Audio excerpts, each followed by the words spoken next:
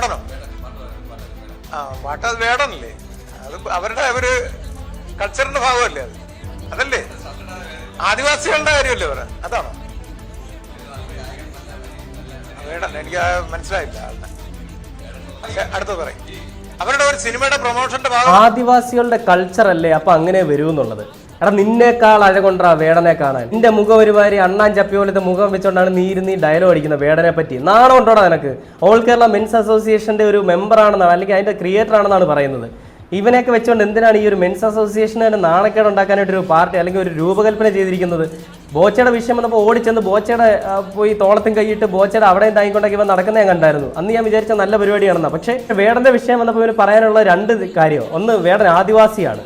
വേടൻ ആദിവാസി എന്ന് പറയുന്നത് മനുഷ്യനല്ലേ? ആദ്യം താഴ്ന്ന ആളുകളോ അല്ലെ ഉയർന്ന ആളുകളോ ഒന്നും ഇവിടില്ല. വെള്ളപ്പൊക്കം വന്നപ്പോൾ എന്തായിരുന്നു?